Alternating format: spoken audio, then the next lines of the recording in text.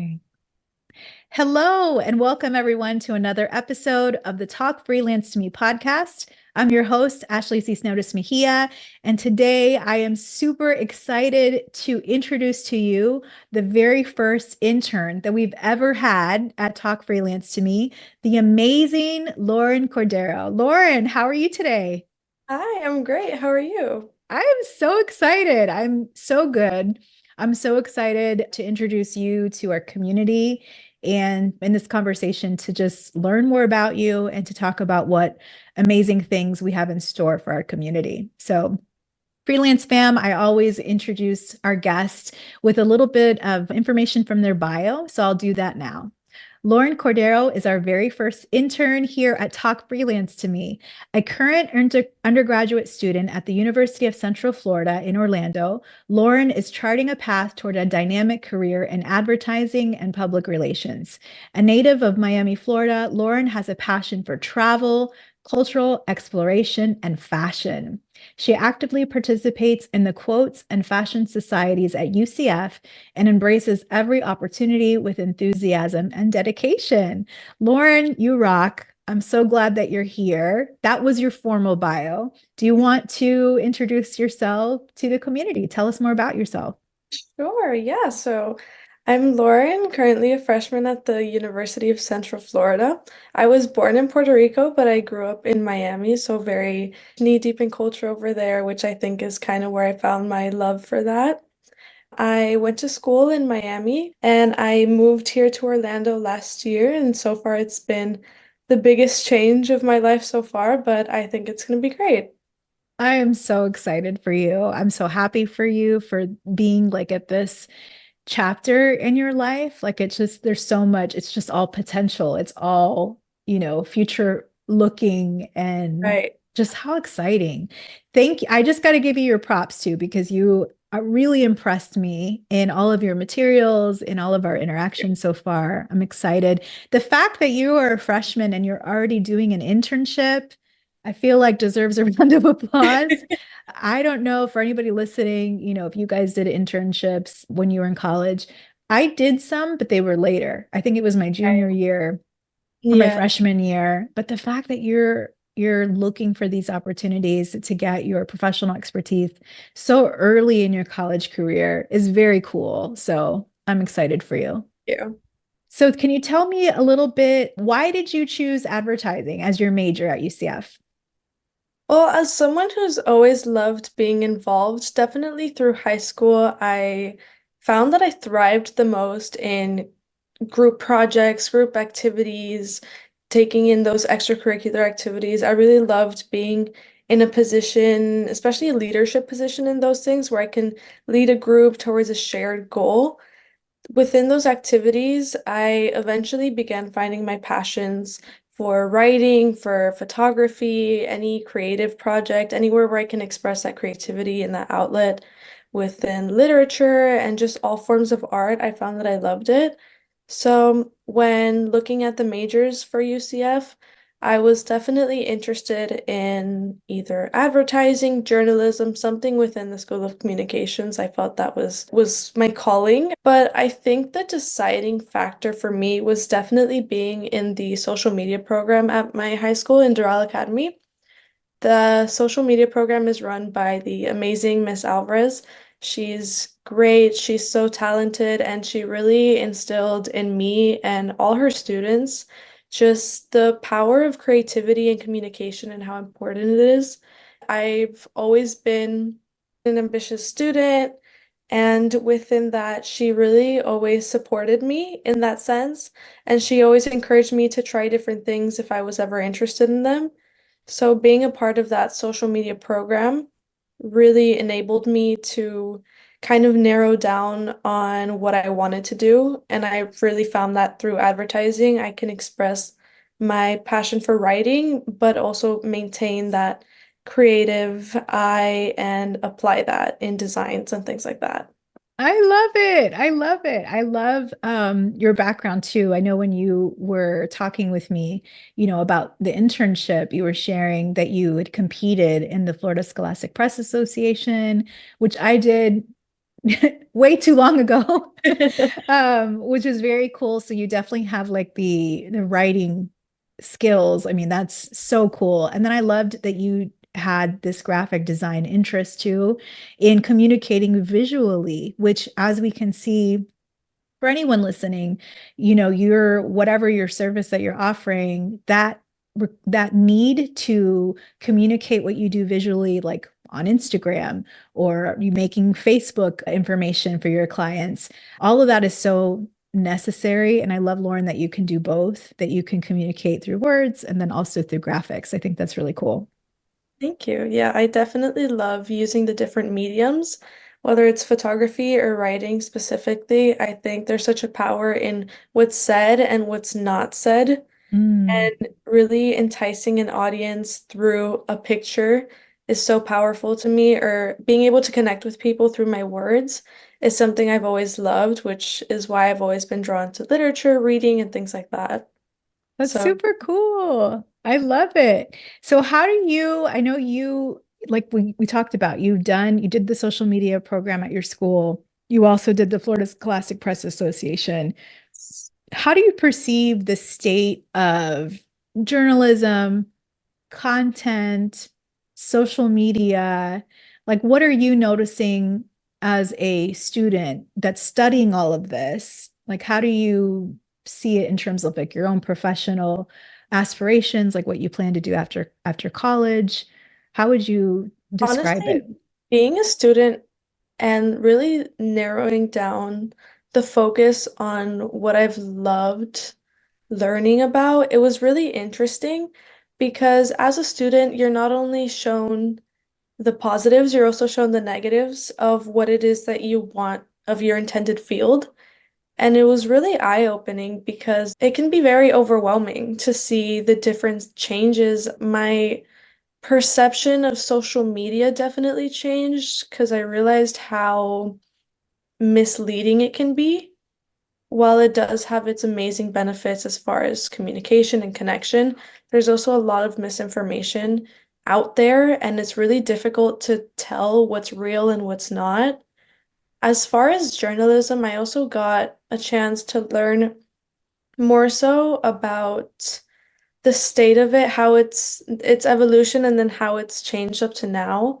In my introduction to public relations class, it was very interesting to see how a lot of journalists this at this day and age, a lot of them want to get the job done, which is so different from what I was taught journalism to be. I've always loved it for the reason of it connecting other people and being able to put your own perspective on a story and have it reach millions of people. I think now with so many false claims and biased opinions, it's really easy to narrow down on one side of social media when it's so diverse. And getting that firsthand experience learning about it has been so interesting to me. I think the state of journalism and advertising and social media for what it is today, it's great for the ways that we've always mentioned for its connection, for bringing people together. But at the same time, it's very easy to cross that fine line and have it be a dangerous thing Mm. for someone going into the industry. I'm definitely taking account of that and really focusing on my goals and just what I want to get out of this industry and having that be my path forward. As a writer, journalism will always be important to me and I always love it, and I've always loved seeing its evolution. I only hope that people similar to us that love writing, that love the integrity of journalism, I hope that it just maintains the same for years to come. I love that. I love that so much. And it's so interesting to hear you in your classes learning about that evolution because for me, when I was in college, I remember I took like a very basic intro to HTML class, and we Mhm. had to make, these little websites for ourselves as like portfolio. And I remember, I think that was my senior year in 2004. That's when Mark Zuckerberg founded Facebook. And I know Facebook was not the first social media. There were several before. Like I was on MySpace. Like when I grew up, I remember going after school in middle school and high school and being in the AOL chat rooms. And that was kind of my first use of the internet. Back then, we had like these AOL CDs, like you would put a CD-ROM in there. It was dial-up. Like the internet was just, it was still, yeah, it was in its toddlerhood. If it had started in like the 90s, so then by the time I was in school, it was like in its toddlerhood and in its adolescent. And I remember when Facebook came out, at that point, it was only available to college students, and it wasn't even available to all college students. They had rolled it out. I think it was the Ivy League schools first, and then it was other schools. And then you had to have, like, you would have to have your UCF email. It wouldn't just be open to everybody. Your personal. Yeah, like just a Gmail, like just a person. So it was just for college. And it was, I remember my professor, no, it was a friend who told me about that. And they were like, hey, have you heard of this new app called Facebook? Or this, it wasn't even called an app because there was no iPhones yet. It was, have you heard of this website? Facebook, right? And I was like, well, what can you do on this? And he was like, oh, well, like it has pictures and profiles of your classmates. I'm like, this is never going to last. I was like, I don't want to know these people. I already see these people in class and, and they're letting me down on the group projects. And it was so funny to think about how I was like, this is never going to last. And now I am one of those people. I'm like on Facebook. I have clients. Yeah. Like if you would have told me back then when I was like 19, that this would be a thing and that I would actually have a business because of what social media created and made possible, I would have never believed you, understood what you even meant. Like 2006 is when YouTube came out. So I was already out of school. Then Instagram, I think, was 06 or 07. I can't remember. There was no TikTok. TikTok didn't come yet. Snapchat didn't come yet. Even LinkedIn, I can't remember. I think it was around that same time. But there was this renaissance or this creation, this boom of social media. And at that point, like there are whole jobs that are out there for you now that when I was in college, there was no social media manager job. Like that job didn't exist. There was no like, it boggles my mind. And also when we look at like all of the ripple effects, right? So these, like you said, that connection and that community. I love how you mentioned those two things as things that these social media that has allowed us to have, right? But then knowing when I was 19 and hearing about Facebook, understanding that social media could overthrow governments, that social media could help people, in other countries liberate themselves. The power, or even in us, in our country, the misinformation, the whole like bots and fake interference from other countries coming and what that effect would be on elections in our country and on the political space in our country, in even like how we associate or don't associate the unity of our country, and how social media played a role. Like how we would have whole conversations on what is fact.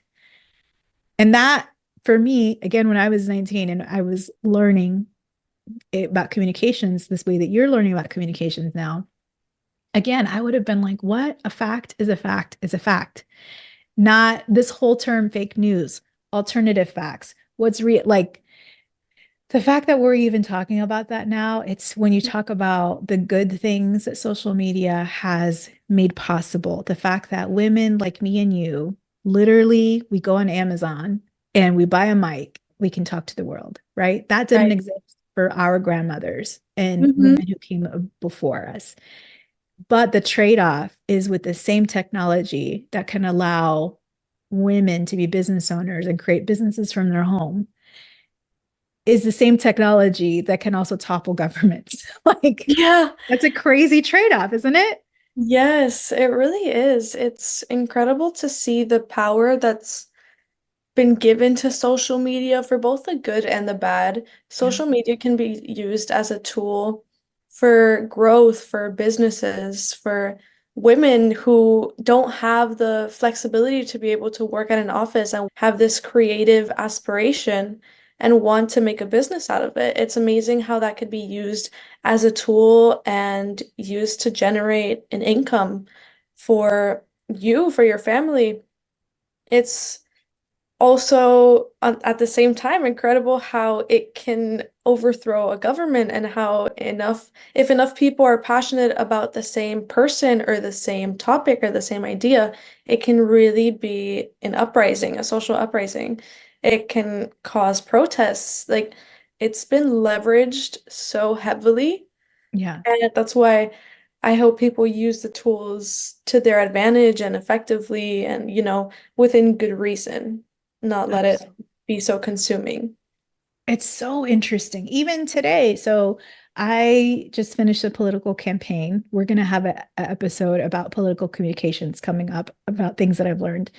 But even just right now, and we live in Florida, so our legislative session is happening right here, right now while we're recording. And one of the bills that I think just passed was to limit social media use from anybody, I think it's younger than 16. Right. And it's funny because when we were just talking, I mentioned that when I was in middle school, me and my cousin would race home after school. We were latchkey kids. Our parents were working, to provide for us. So we would go on AOL.com and then, it was chat rooms. So people would put A/S/S/L,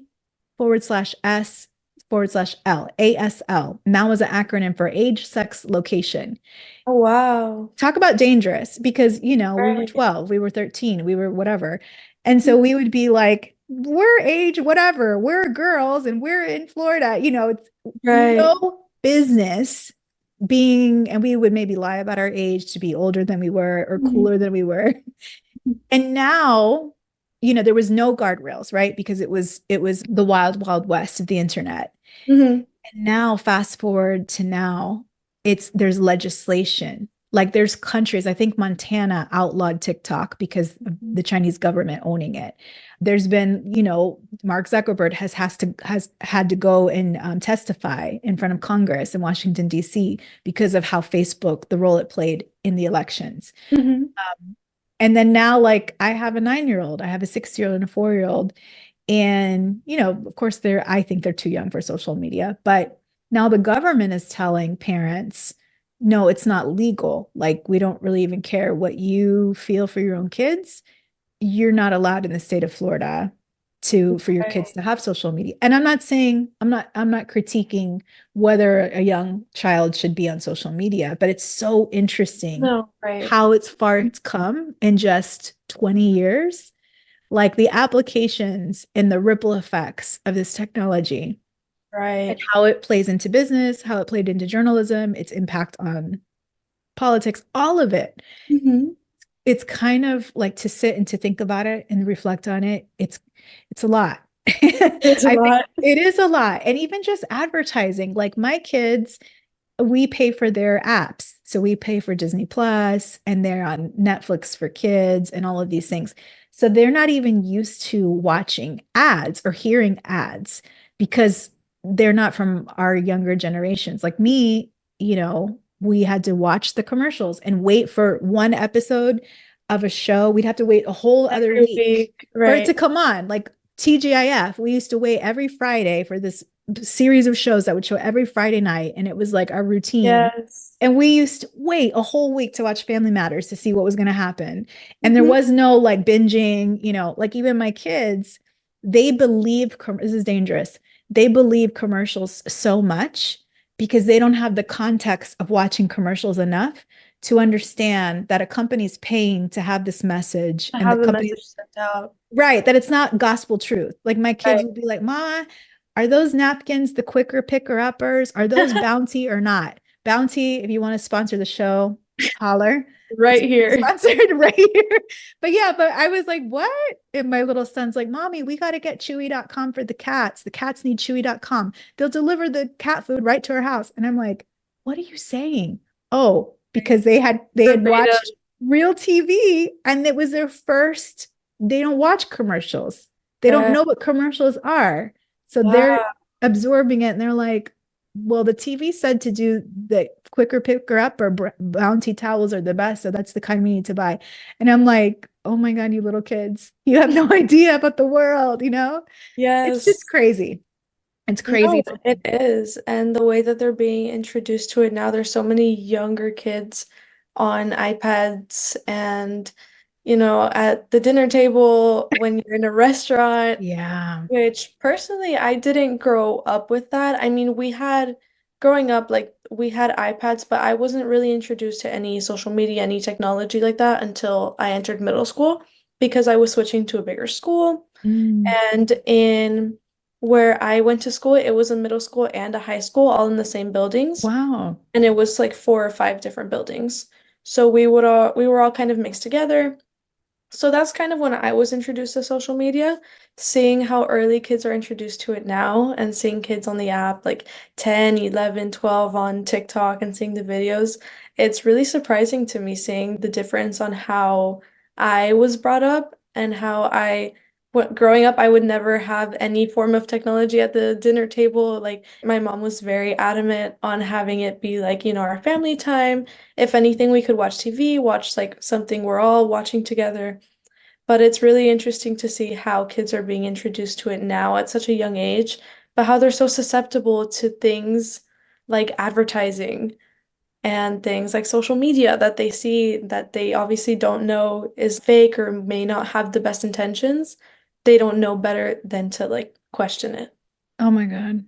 So true. I just had to have a conversation with my daughter about news even and Mm. about like I think because of what we're seeing at the trade-off of all this technology and how people have used it for propaganda, for misinformation, it's I feel like there needs to be a class in school about how to critically look at a piece of information and detect if it's factual or not and based on the source. Like I had to have a conversation with my daughter about how to determine if what she's reading is news or opinion or looking at websites and looking at the address to see if it's a .gov versus, Hmm. .edu versus whatever .com. And then thinking about, okay, well, who benefits by this information? Who's paying for this information? If this information is true or if it's presented as true and accepted as fact, who benefits by that? Hmm. If there's somebody that benefits, maybe we need to look at like, what is it? Who's saying this Take information? a deeper look into where Yeah, the deeper information is look. coming from. It's true. And my daughter even, I mean, she doesn't even use social media. She's still young and I want to Right. keep her. She's begging for a phone. She's 9 years old. She's in fourth grade. And she's like, all of my friends have a phone. I'm like, okay, well, you're not gonna have a phone. Sorry. And she even there's like this whole thing that I'm seeing on social media about really young girls like 10, 11 into skincare and they're going to Sephora and Yes. Ulta. Or She yes, yes, she yes, came into my bathroom. I had yes. 2 bottles of this face wash. I can't even tell you because again, Mhm. I just buy what's on sale. And it was some kind of like face wash. And she's like, "Oh, I like this face wash. Can I have the one that's pretty much empty?" And it had hyaluronic acid. See, I don't Yeah, even know how to say it. hyaluronic acid. That this is how I'm 41 and I can't tell you anything about this skincare stuff. And I really need to be caring about the skincare stuff.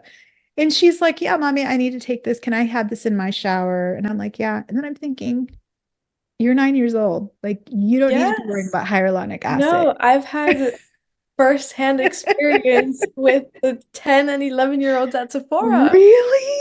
Yes, I was with my mom and I had gone in because for Christmas I had gotten a gift card and I was working right next to the Sephora.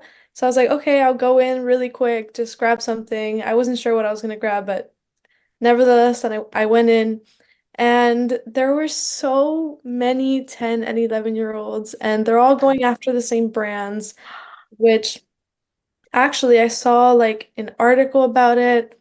Don't know if it's true or not, but one of the skincare brands had published some like a statement or something saying that they weren't children under the age of 14 weren't allowed to get certain products anymore because there were girls like 10, 11 years old using really intense products for the skin Oh, that me being 18, I've tried and they've been way too intense for me and I put them down. wow. And they're using them at 10 or 11 years old when they don't have any they don't have any acne, they don't have things to be using them for.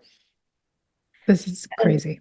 yes, it's crazy, but I think it's definitely just another ripple effect of social media.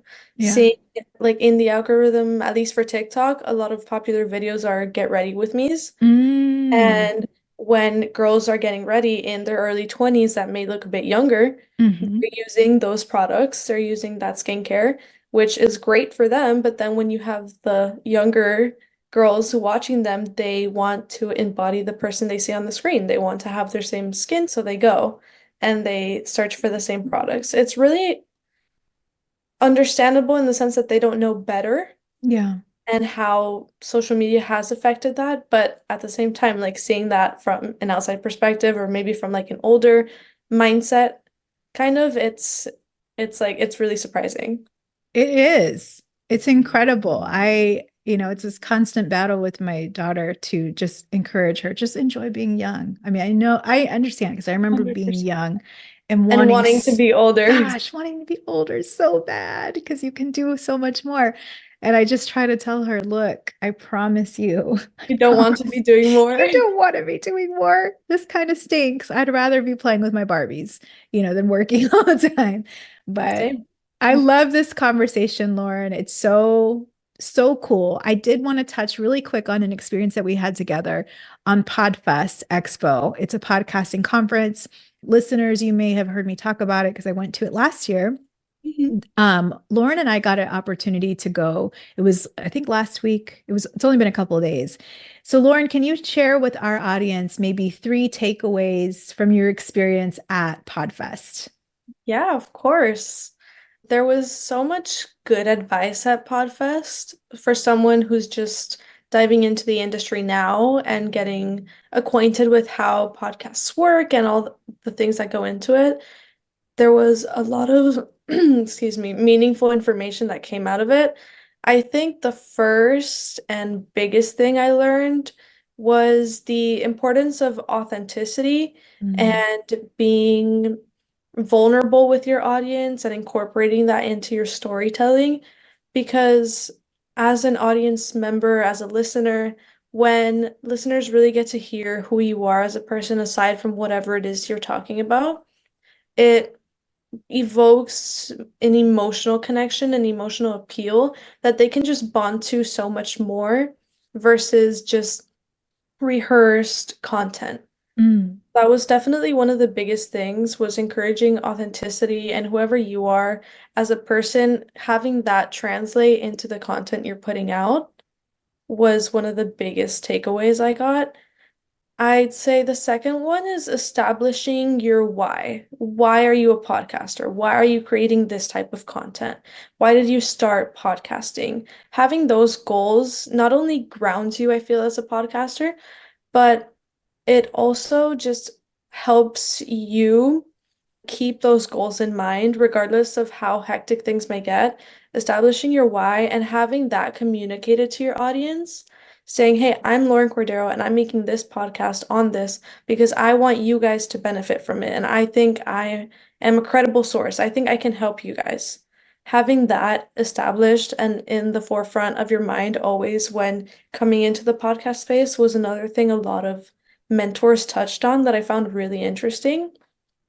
If I had to choose one more, I think it would be building relationships and meaningful connections with the people that you interact with, whether it's coworkers, even your competition, people who are in the same area and workspace as you, building meaningful relationships with them and collaborating with them, not really looking at them as an opponent, rather as a collaborator. And also with your audience, getting more engagement online is a direct result of how your audience feels with you and your content and what you're putting out, the kind of person or creator you are.